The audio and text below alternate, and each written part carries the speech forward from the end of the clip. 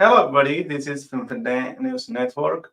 Now, today's program will be discussing about the assassination of Batte Urgessa, and we will ask questions as to why was Batte assassinated, why is Batte assassinated at this time, and who is likely behind his assassination.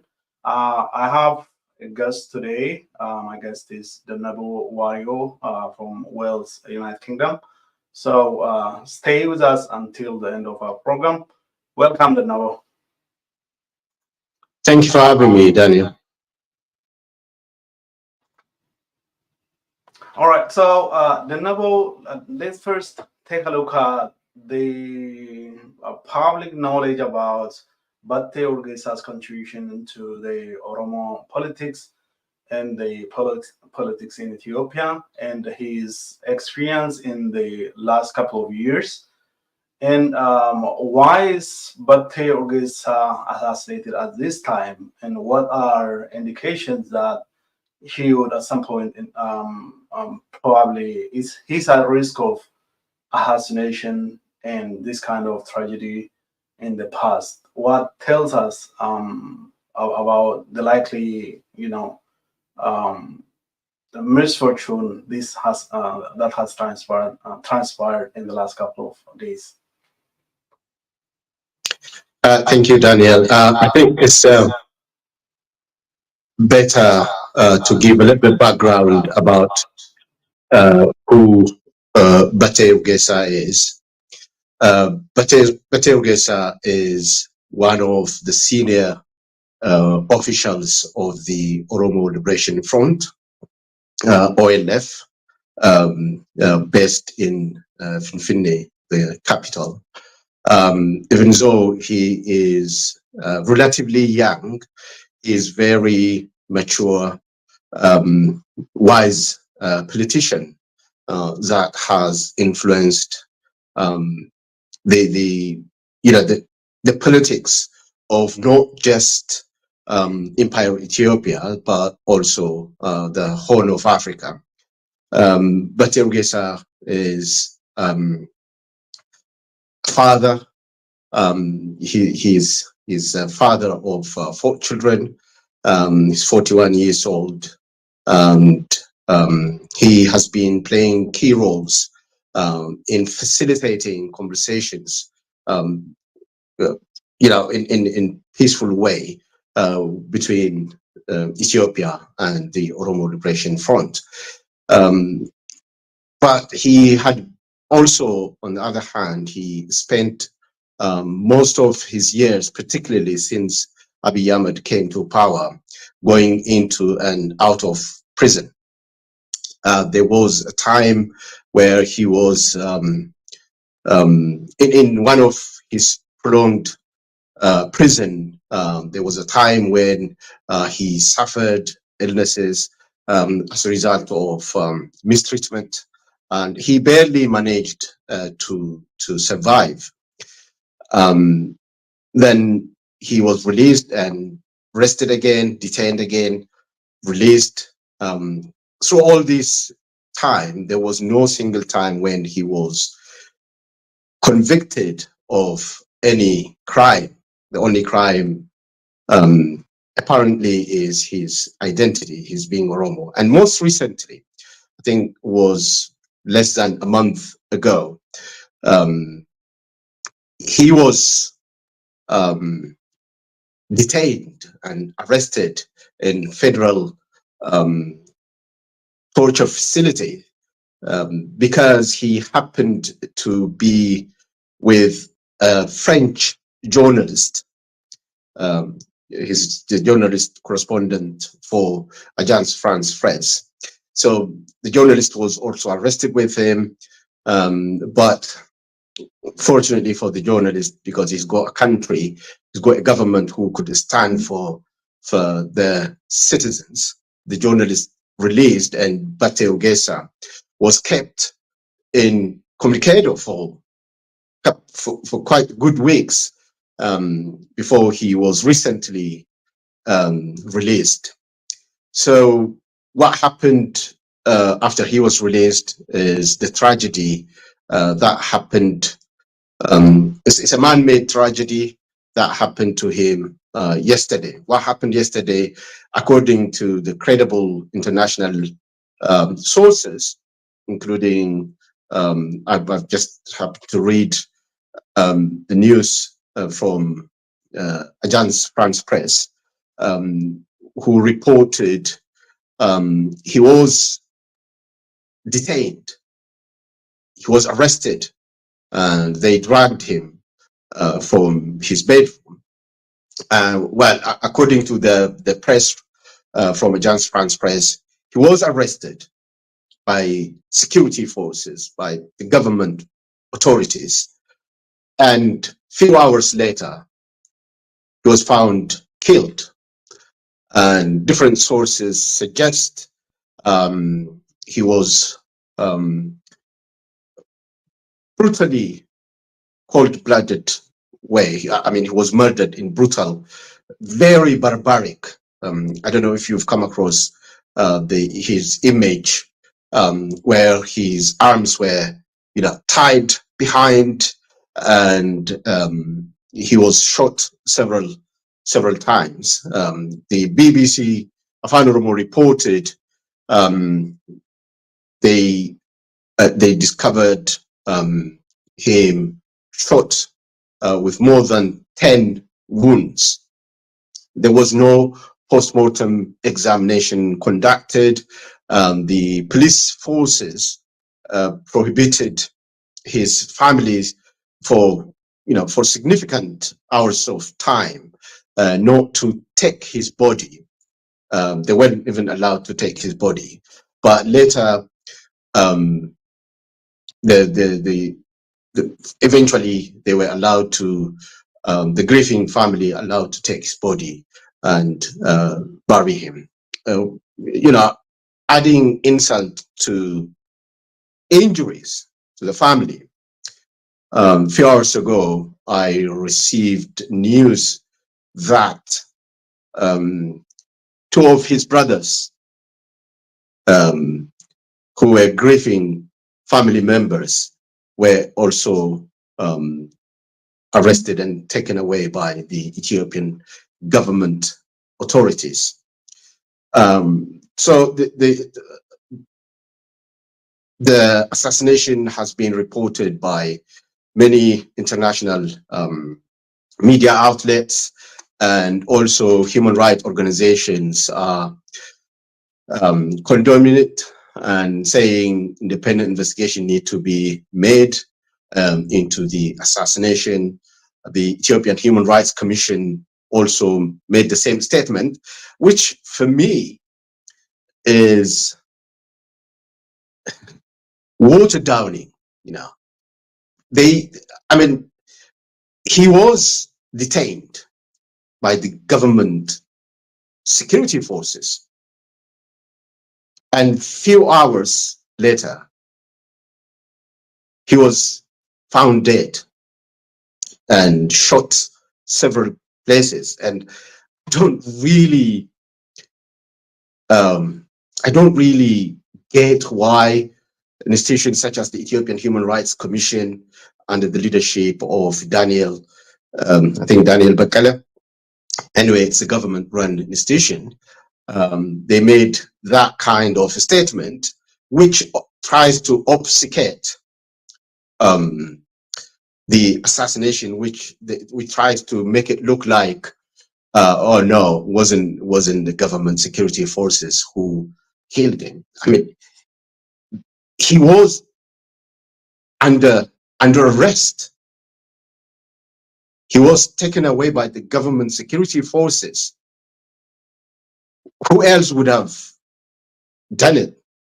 Would have killed him when he was under arrest by the government security forces. Now, it is not unusual for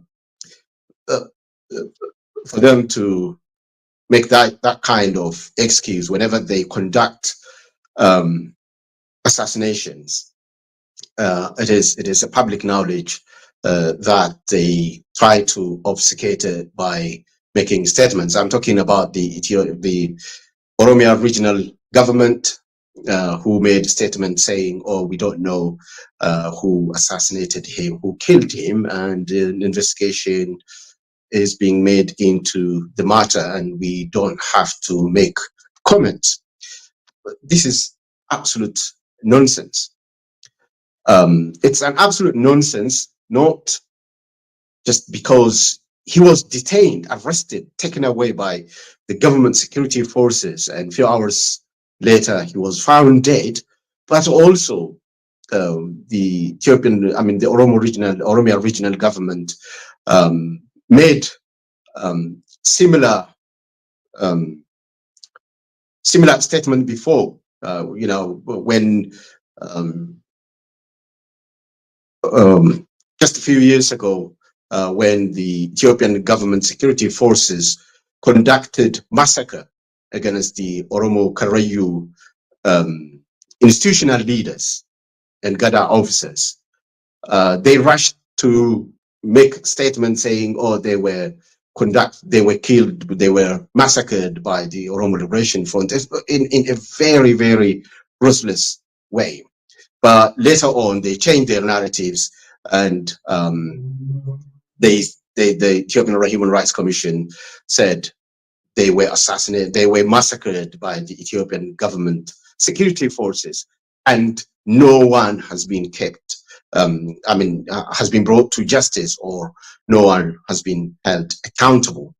It's only recently that the Reuters, I think we've discussed about it on this same platform recently, quite a few weeks ago. The Reuters revealed a damning report about the massacre of the Oromo Karayu leaders, that the massacre was conducted by a group, a clandestine group, organized by Prime Minister Abiy Ahmed and President Shimelis, which they call the Korean again. It's basically a killing squad.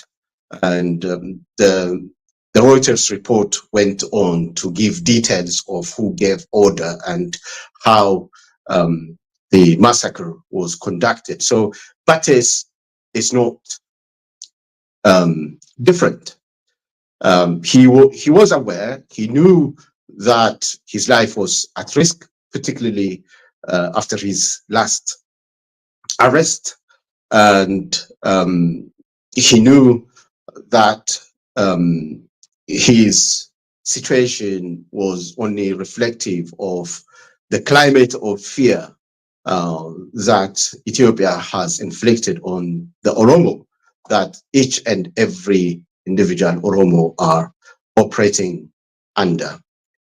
So why did they assassinate Batte Urgessa? All I could say is that they were threatened. The government of Abiy Ahmed and the government of Shimelis Abdisa were threatened by his wisdom, by his grace, charismatic personality, by his credibility. So this threatened them. Apparently, there's upcoming election. They thought he would take part in that election, and they thought, I believe they thought they wanted to get rid of him. That is specifically speaking about Batte. But as you asked me about the larger, what implication does it have for me?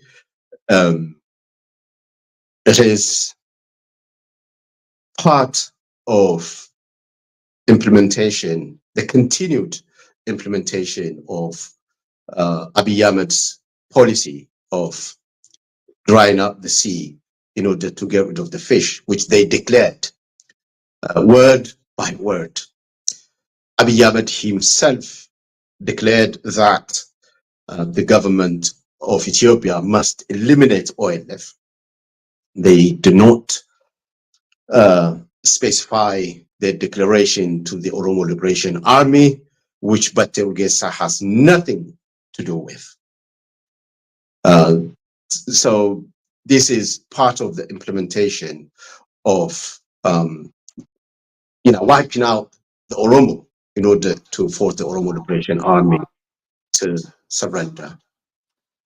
Thank you, the Noble Warrior. Of course, for our viewers, this is part of the ongoing crackdown on the Oromo people, the ongoing crime being perpetrated against the Oromo people. As the Noble raised just recently, Reuters reported a very in great detail about the targeted assassination of political opponents and members of the Oromo community by the Oromia Regional Administration and higher officials from the Oromia Regional Administration and from the federal government. And as we speak, on daily basis, people are being eliminated, people are being killed, and those people are being killed by members of the Ethiopian government security forces. And this is a tip of the iceberg. And it's not the only assassination, it's not the only incident that has happened in the last months, in the last weeks. It is happening on daily basis. And the only reason this has got enough attention is, if it has at all, and it is because Batte Urgessa is a very known face. He's a high-profile political assassination, and that's the only reason why this has got this much attention so far. And so many people are being assassinated. So many people are being murdered, cold-blooded by the Ethiopian security forces. And for me, I don't want to look away and search for any other perpetrator when we know that Batte has been subject to ill treatment over the last year. In 2023, he was detained several times. He was detained in one of the inhuman and under inhuman conditions. At some point, he mentioned he was detained with poultry and animals. He was injured while he was in detention. He was tortured. He sustained head injury, and his wounds were repaired using unsanitary medical devices, and he was infected with hepatitis virus while he was in jail. He sustained severe infection, and he sustained disability, some kind of injuries. And when he came out, he was using crutch, and eventually was sent to hospital, and he got treated. And that was how, rather than let him die in prison, they let him out anyways. And then he kept on being harassed and being detained. As you mentioned, he was recently arrested and detained for more than a week, and he was released. And what kind of runs in my head right now is, why at this point, why at this time and point that they have decided to kill? I don't question who has killed. Of course, and it's the Ethiopian security forces. Yesterday, I was listening to a program run by a Pakistani journalist in a previous forensics. Um, um, and he was mentioning a lot of points toward this has happened by an unorganized group who are trying to prevent what Batte stands for, achieving a political objective for the Oromo people. It is non. This has not happened by criminal groups who were trying to rob him or burglary or some kind of He was taken away from a hotel room, and he was taken away for about 2 kilometers. That's why brother Milo mentioned today to OMN. He was taken away, and he was shot using 6 bullets. They collected about 6 shells of bullets, And that indicates that the purpose of his killing was not to rob him or just to kill him. There was an intent, and the intent was to make sure he was dead. And then he was trying to a dump site and try to even make his days, um, you know, lose an honor and the respect that he deserves from the Oromo people whom he is representing. So a lot of evidence points towards the government for this, because the government has detained him, tortured him while he was in prison, and recently arrested him again and released him. And so he's already under their watch, and it doesn't make sense that Batte Urgessa is assassinated in his hometown by any other group than the government. And all evidence, including the Korena that Reuters has recently published, points toward the Ethiopian government. They, at this point, they have restrained themselves to some extent, pointing their finger towards the Oromo Liberation Army, as they have done when they conducted the mass killing of Bagada Karayus, the Gada leaders, um, at the end of 2022, December 2021. Yeah, December 2021. This time they have restrained themselves. They haven't seen them pointing fingers towards any other person, but they said it has to be investigated. Um, so, but the question I have is why at this point? And you mentioned probably they are trying to eliminate him as a threat to their government, especially they want to prevent him from participating in an election. I don't know when that election is going to take place. Um, what does this? What is the political implication of this now? Or can we believe at any point nonviolent struggle is acceptable and allowed in Ethiopia? What does the assassination of Batte Urgessa by government security forces indicate and suggest? Yeah, look,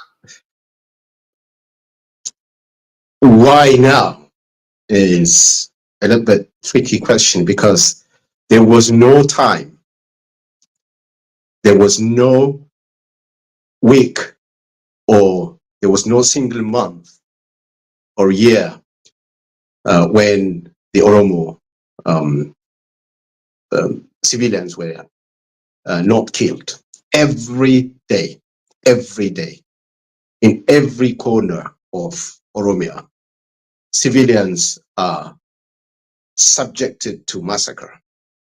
Like you mentioned, but he's gone, he's an icon. He is almost an international figure. Because of this, his assassination might have triggered the attention of many. But there are thousands and thousands of people who are cold murdered, and whose killing is not even reported. And for the Oromo, for us, we have become too familiar with these kinds of killings. It has become our daily reality, that we're becoming even numb. Look, it's not the first time for Ethiopia to assassinate key political figure, influential Oromo people.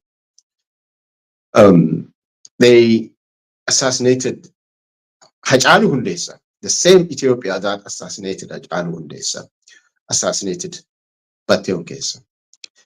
It's the same Ethiopia that assassinated Ebisa Adunya. The Ethiopian soldiers went to Ebisa Adunya.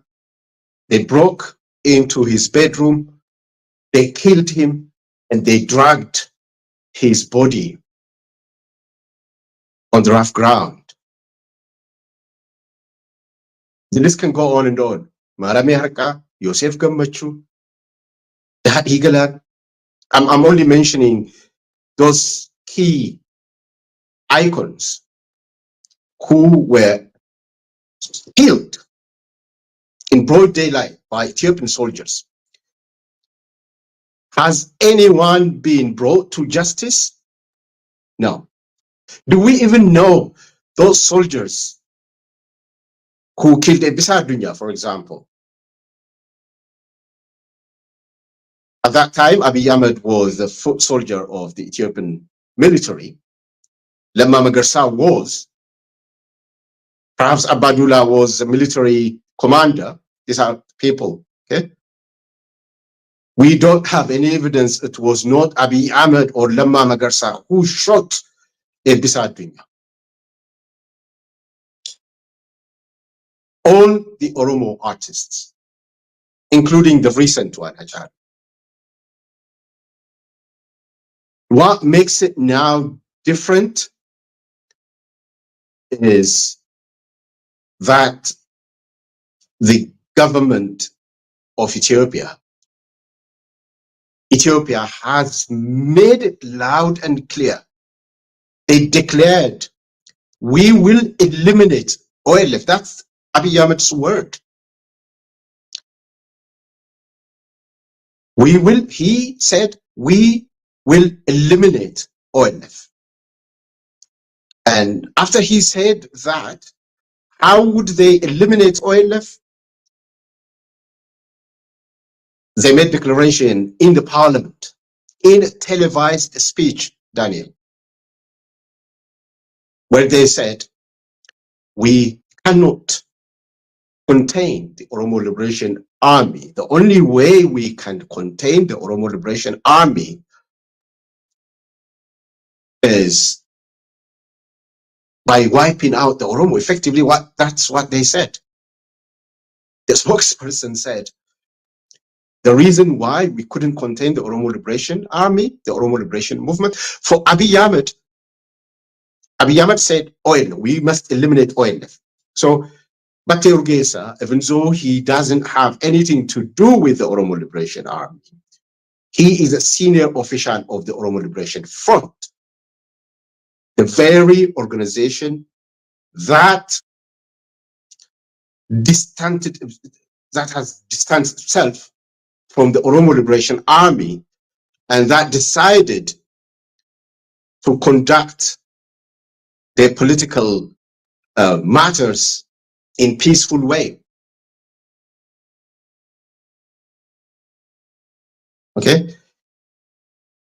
So Abiy Ahmed said, we must eliminate these people, the likes of Batte Urgessa, the likes of Daud Ibsa, okay? Even including those who are those political prostitutes. I'm sorry to use the word, but I take full responsibility for using this word. Those political prostitutes who, on one hand, pretend to be members of OLF and now working with Abiy Ahmed in the government. So Abiy Ahmed's threats includes them. Batte Urgessa was killed. He was assassinated. Perhaps, I mean, it's because he's an Oromo in the first place. He is an Oromo.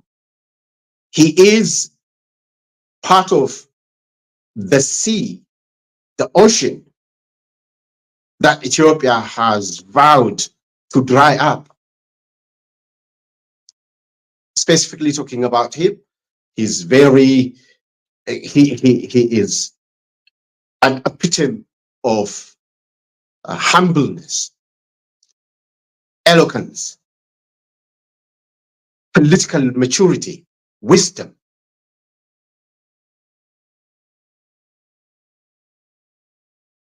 So you can make many speculations because his party the Oromo Liberation Front and like other Oromo parties that are conducting our non-armed struggle, Abiy Ahmed tried to summon them to play drama, like, oh, we are conducting national dialogue. The Oromo Liberation Front is the very organization that said, no, if we have to conduct national dialogue, it has to be inclusive. We don't participate in a fake propaganda. So Batte Urgessa is representing this organization. Always what we have learned about Abiy Ahmed and Ethiopia's government is they look for a moment to hit on dissent. Now they're trying to make it look like, but the bigger picture is this, okay? They already have declared what they intend to do, and they are doing it. When it comes to specifically to Batte, look, it was only less than a month ago, a few weeks ago, he was released. And he shouldn't have been arrested in the first place. What did he do wrong? He just happened to sit down with an international journalist. So they have been following him. And now they're trying to, to play their drama, their filthy drama, to say, to blame it on somebody else. Who else would be able to access him when he was under the custody of the Ethiopian security forces?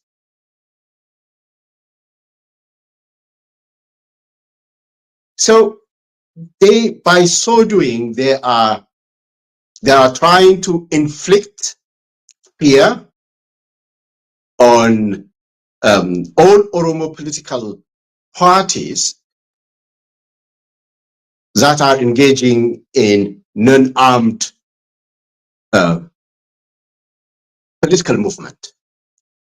They are effectively saying, this is what we are going to do to you.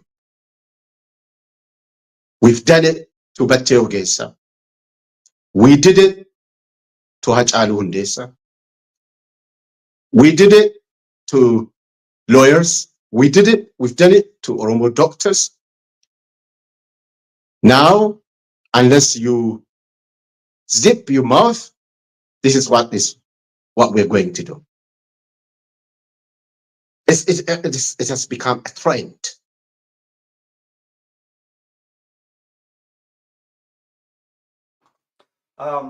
Thank you, Danilo. So, from just this point of view, I've seen the U.S. Foreign Relations Committee Chair, Senator Cardin, has called for international independent investigation into Batte Urgessa assassination. Do you think this is going to happen? Would the Ethiopian government accept a national independent investigation to the assassination of Batte Urgessa? Most likely, the Ethiopian government, as Shum would say, will investigate. The regional government and the federal government will investigate into his killing.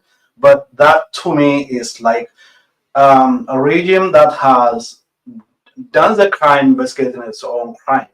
And we know that when Hachalu Hundessa was killed, they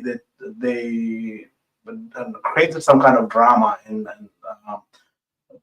sounded like he was ambushed by those who were looking for money at some point, and then they tried to pin it on the Oromo Liberation Army at another point.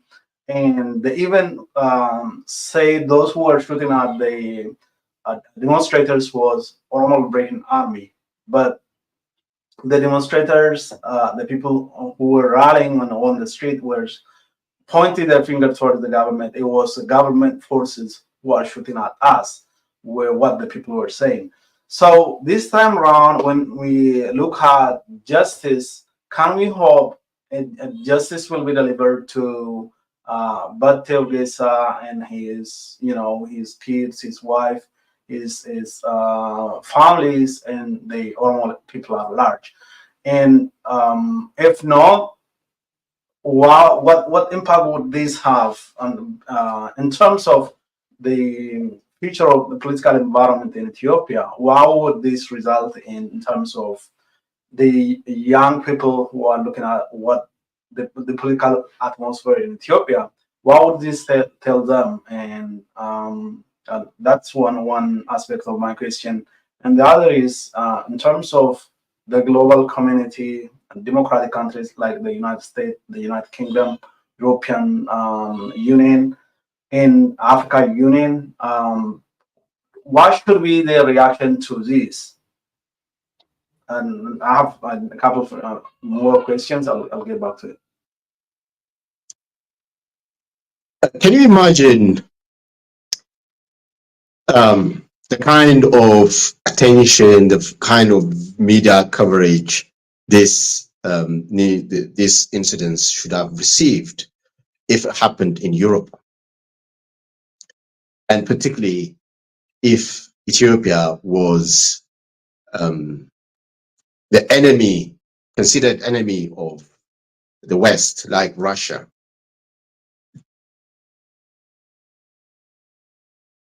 It's one, it's because the African Union, the Africa's institutions are so weak that they even don't care about the very reasons, about the purpose for which they were established. So that's one. And also with regard to the US statement, well, it's good. At least that captured their attention. Then again, what they are asking for is for Ethiopian government to investigate the assassination that was conducted by the Ethiopian government security forces. Has Ethiopia ever had any credible record of conducting investigation into the assassinations the Ethiopian security forces committed in history? I mean, the good example, the massacre of the Karenju Baghdad leaders, the institutional leaders, about 14 of them, they were massacred in broad daylight, cold-blooded, by the Ethiopian government security forces. While the Ethiopian government security, the Ethiopian Human Rights Commission demanded, investigation need to be conducted. On one hand, they said they conducted investigation into the massacre, and these people, these leaders, were killed by the Ethiopian government security forces.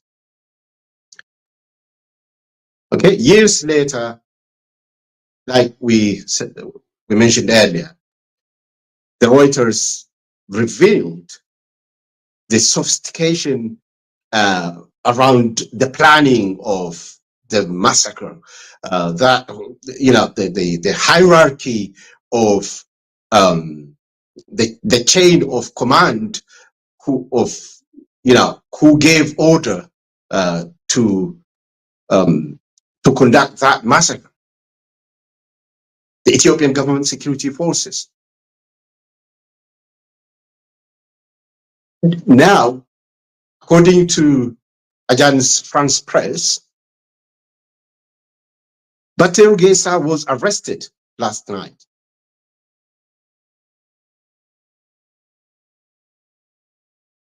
He was arrested by the Ethiopian government security forces, and a few hours later, he was found dead. He was someone under legal protection if his arrest was legal. Did he commit suicide? Is that what they're going to tell us? Or did somebody break into their custody? No. So the investigation.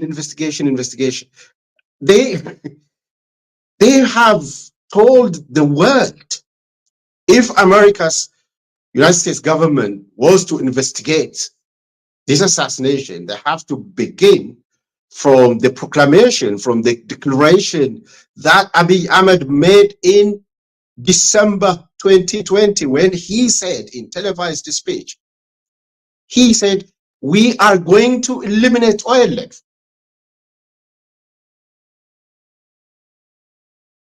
The global community turned blind eyes, deaf ear.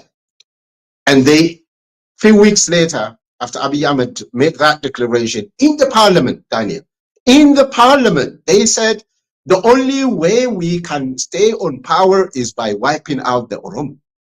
That's what they said. Did that shock the world? No. So it's as if the global community do not care about human rights, the rule of law, democracy in Africa. They don't care. If they did, the very declaration that Abiy Ahmed made to eliminate oil left, and the way to eliminate oil left is by wiping out the Oromo. By the way, he said we must eliminate oil left in English in a televised speech. That should have triggered some kind of concern among the global community. Effectively, by that declaration, he was saying we are going to repeat Rwanda, and particularly the speech Abiy Ahmed's representative made in the parliament in December 2020 was clearly telling the world, look, we are going to wipe out the Oromo. And they intensified the implementation. No sooner, it wasn't even a year, just a few months later after that declaration was made, they conducted the Karayu massacre, the Karayu Bagada massacre. How many villages are being burned down as we speak now in Oromia? How many likes of Ahmed El Wundimbu?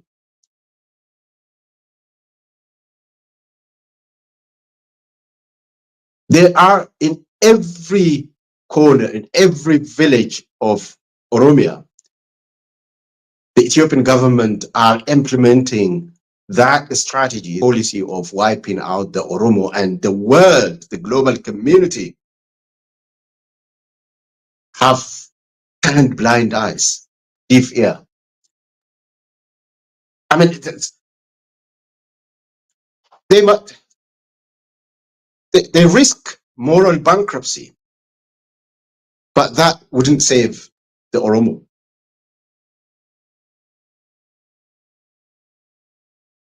So that's how I view the press release by the U.S. State Department. Look at the reports of the U.S. State Department annual every year. The U.S. State Department, they reveal reports of arbitrary killing, arbitrary mass arrest, arbitrary detention, eviction that Ethiopia has perpetrated against the Oromo. Every year, the U.S. State Department reports this. Thank you. The Human Rights Watch and Amnesty Yeah, thank you, Amnesty International as well. This would warrant some kind of action from the global community. Have they? No. That's how I see it. Thank you very much, General. It looks like the West, especially when it comes to Ethiopia, and the Oromo Liberation Front, the Oromo Liberation Army, the U.S. views the politics of the Oromo Liberation Front and the Oromo Liberation Army would be one of those that can dismantle Ethiopia, and they seem to be the protectors of Ethiopia. They want to keep Ethiopia at all risk, at all cost. And when it comes to the Oromo Liberation Front, they don't want the Oromo Liberation Front to be strong, to be given a space, political space, and participate in the politics of Ethiopia. Um, but now it looks like they make distinction between the Oromo Liberation Front is registered by the Ethiopian Electoral Commission and conducted political operation in the capital and in Oromia. The reaction and calling for international investigation seems to some extent, they are concerned, and they want to see justice given to Batte, his family, and the Oromo people. Um, I don't know how much they want, and they will, continue with praising the Ethiopian government and holding the Ethiopian government accountable. But I don't feel and perceive that they don't know what is going on the ground.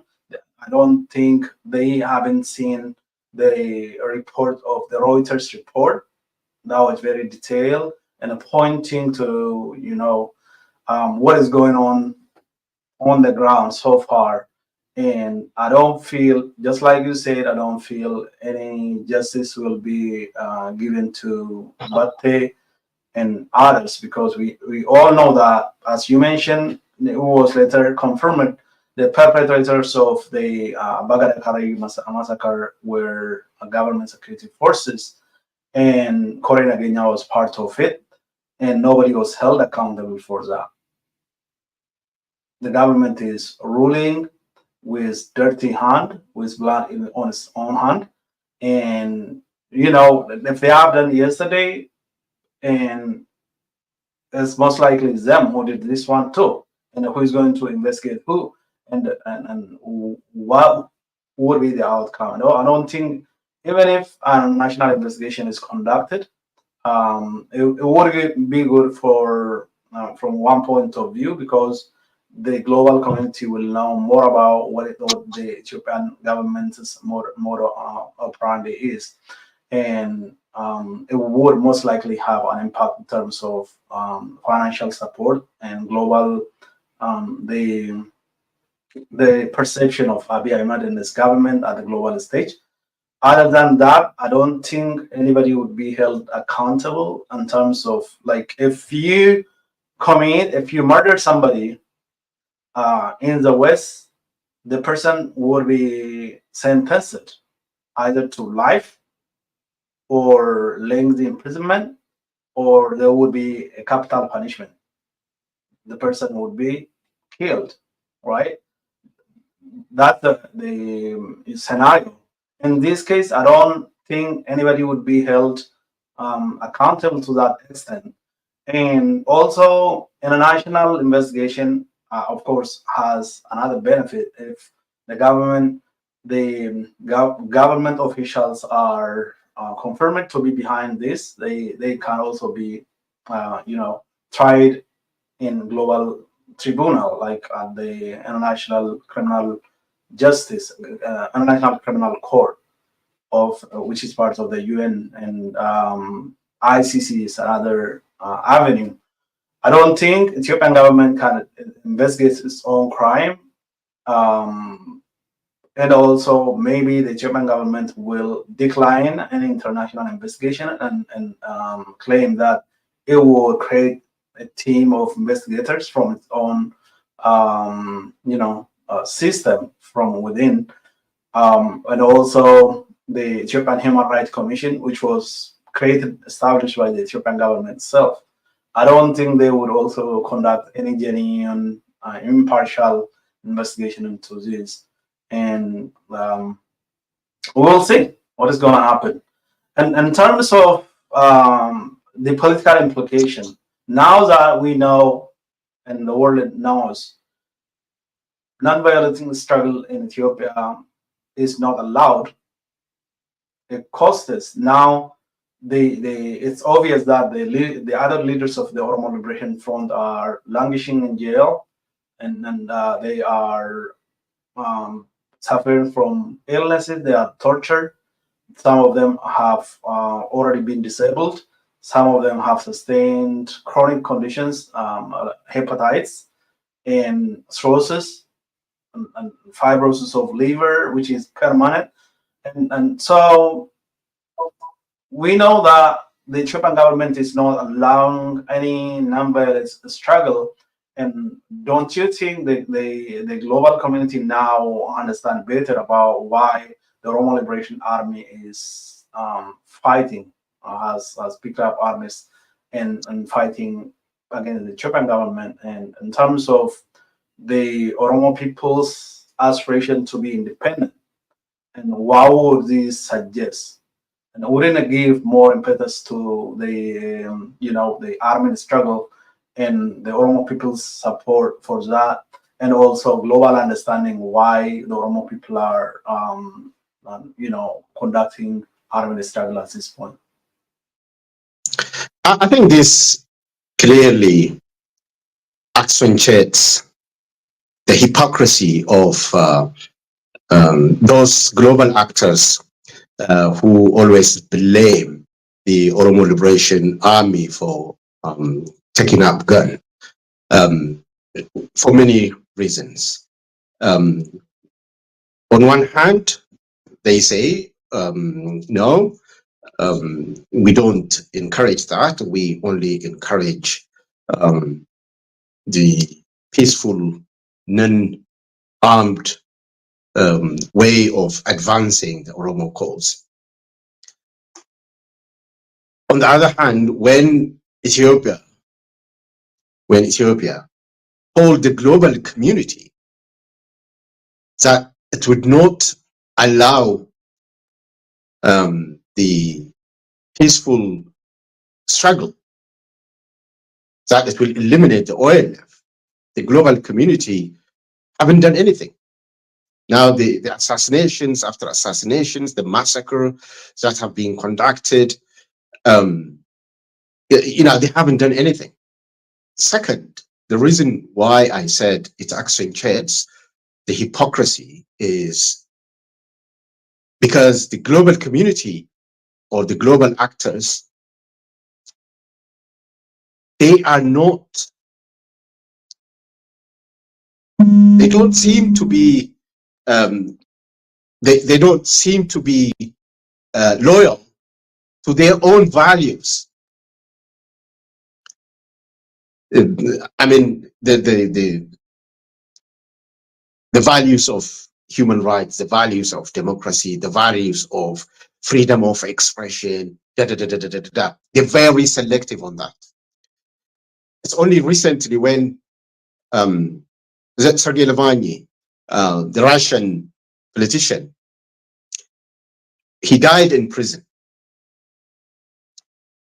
And killed, probably. All the Western leaders, they immediately said Putin killed Mr. Navalny. Putin should pay for it. Look, Navalny died, he was killed in prison. Batte Urgessa was killed while under custody. He was arrested by the government forces.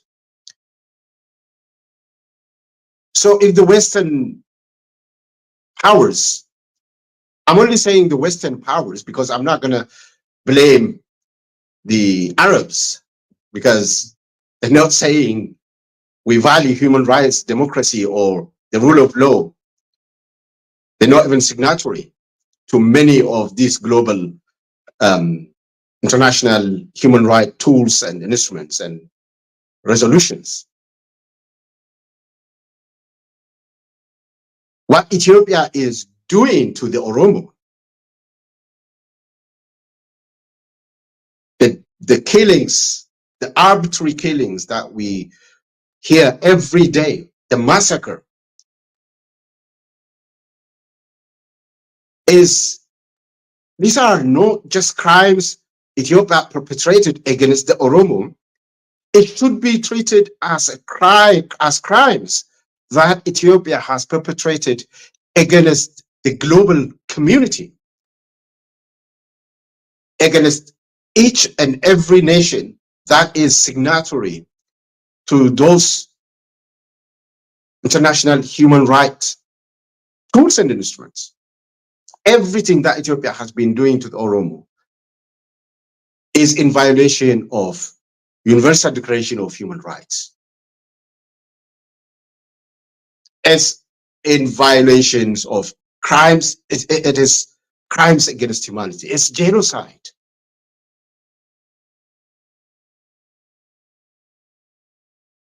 So every country that is signatory to the treaties against genocide, that is signatory to the treaties of human rights, including the Universal Declaration of Human Rights, should be concerned. Because if Ethiopia continues to do this, what is the importance of having these global arrangements then? If it is not protecting, if it is not being implemented, what is the point in having them? That is why the hypocrisy, the silence of the global community not only vindicates the Oromo Liberation Army, but also tells loud and clear that the Oromo have no one to defend them but the Oromo themselves. That is why the Oromo have to defend themselves, because the global community have failed the Oromo. The global arrangements, the global legal systems have failed the Oromo. So now, particularly what happened to Batte is indicative of an ongoing risk to other members of the Oromo Liberation Front who say they conduct their cause peacefully.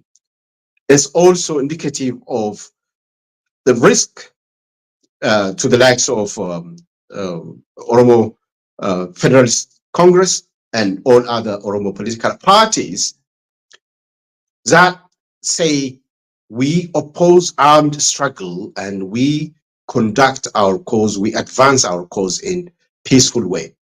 It's telling them there is no peaceful way. That's why the Oromo have, realized that unless you have the power to defend yourself, nobody defends you. So, I mean, the help for the Oromo should only be expected to come from the Oromo themselves. Thank you. So That's so.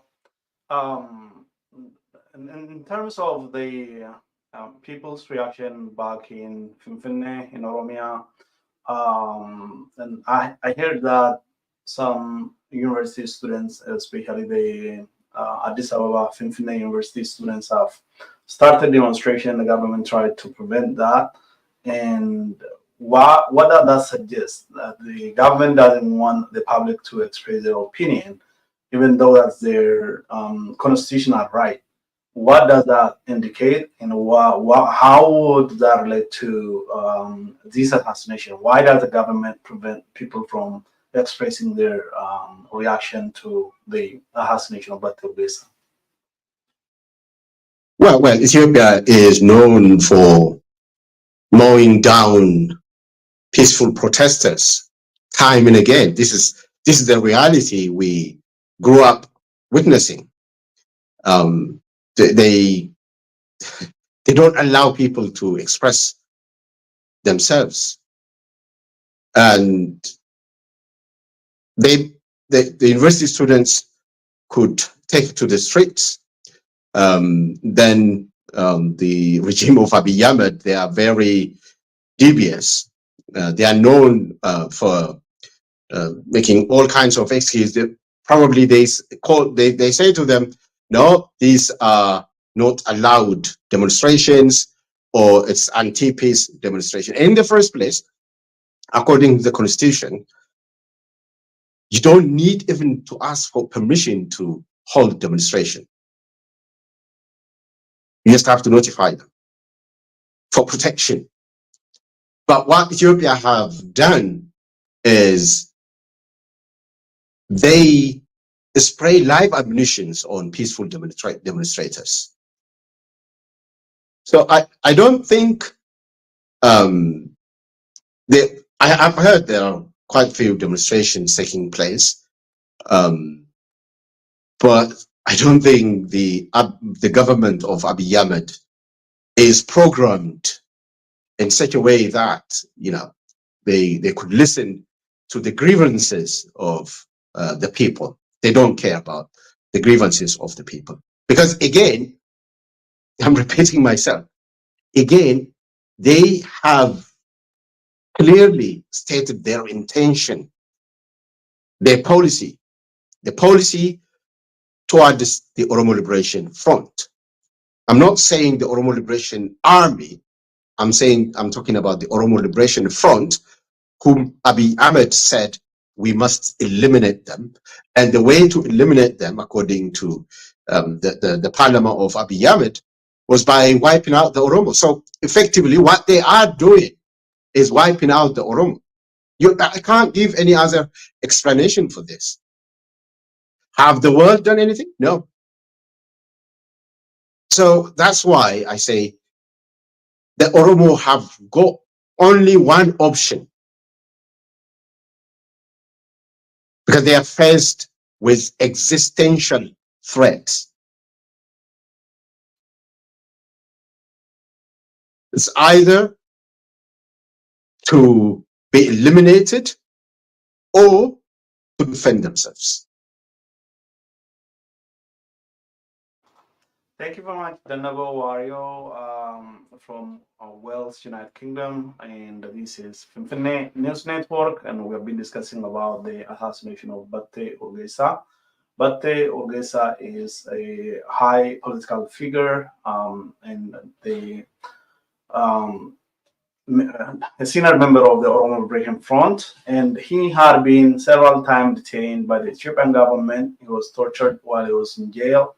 He was recently arrested and detained for speaking to a press journalist, and he was released after his family paid 100,000 Ethiopian birr as a bond, and he was living in a life of fear. And he was assassinated when he visited his his birthplace, Emaki, a town southeast of the capital, and he was taken out of a hotel room by groups of people, not specifically identified at this point, but they are assumed to be members of the Ethiopian security forces. He was shot by about six bullets. About six shells of bullets were collected from the site of where he dumped him, or about 2 kilometers away from the hotel. And his body was kept by Japan security forces, and the family. There was a struggle for the parents, for the family members, in collecting his body, and there was an indication that there was an intention to make business eat the deceased political figure's body, and he was dumped at a dump site where wild beasts are, feed.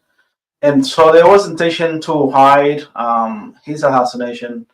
And in Ethiopia, there are now security cameras in hotels, and that can prevent some kind of evidences.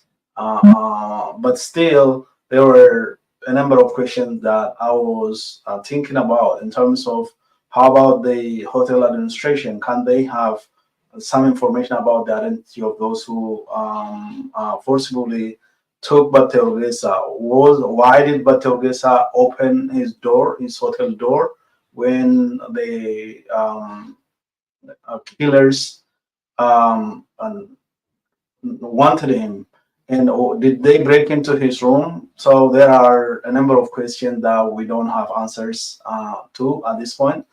And this is the tip of an iceberg in political assassinations daily happen in Ethiopia under the and conducted by Ethiopian security forces. Um, the reason that there is no much attention to those killings is that the people are less known. They are taken from their homes in rural places. They are not high profile political figures as Batte is, but there are several targeted assassinations being conducted by the Ethiopian government, federal government security forces, and regional government security forces. The intention, as the Nabo explained, is to implement their policy of eliminating threat, eliminating the risks among the Oromo community. And those political assassinations are mostly happening in the Oromia region. Even if there is a war going on in the Mara region, we don't hear targeted assassination that much. And we didn't hear much in the Tigray region, except Asuyum Masfin, um, who was the former foreign minister of Ethiopia. In other regions, in Somalia region and southern region, we don't have that much similar, frequent, and ongoing political assassinations, and so there is a specific and intentional focus on Oromia. It feels like the Japan government believes the threat to its regime comes from Oromia, and it's my opinion that this will drive hundreds of thousands of Oromo youths into the jungle to join the Oromo Liberation Army and to intensify the struggle to liberate their country and their own people. I don't think the intention of the government, the plan of the government, will succeed in staying in power indefinitely and eliminating political opponents. The political figures in nonviolent struggle will result in the government consolidating its power. I believe this will backfire and drive thousands of the Oromo youth, capable Oromo youth, into the jungle, and that will eventually result in the demise of this regime. And also, I believe this will this will increase the probability of Ethiopia being disintegrated, because there is a discriminate, a frequent and ongoing, unabating political assassination that's taking place in Oromia, and there's no focus, there's no enough, um, there is no enough outcry from others. When this happens to an Oromo, it's a matter of an Oromo. So this will further consolidate and strengthen the feeling that the Oromos are not citizens of this empire, and they need to have their own solution for this ongoing, um, assassination that has historically continued under different leadership. It has happened under Menelik, it has happened under Haile Selassie, it has happened under Derg regime. We remember figures such as Tadesse Burru. We remember figures such as Gudina Tumsa. We remember a number of individuals who were cut short during the TPLF leadership, such as Ebisa Dunya, and people like Osmayo Musa were tortured while in prison, and he died after shortly after he was released from prison under the EPRDF. And this has continued. And we have seen under Abiy Ahmed's leadership in the last 6 years, major political icons of the Oromo people, and such as Batte Urgessa and now Batte Urgessa have been eliminated, and this has continued. And this is a pattern that has no stop and is continuing. And it tells us that the current government is no different from its predecessors, and the Oromo people need to, at some point, get out of this situation and break the cycle. Thank you so much, the Nabo Wario, and Thank you for having me. Mhm. So that's Symphony News Network. Until next time, thank you very much for watching, and please share and subscribe to our channel. At this point, YouTube has restricted Symphony News Network FNN's channel, and so we are transmitting our programs through other social media, and also would like to put on our website fnnmedia.org. Please share our content and let other people get the transmission. Thanks so much.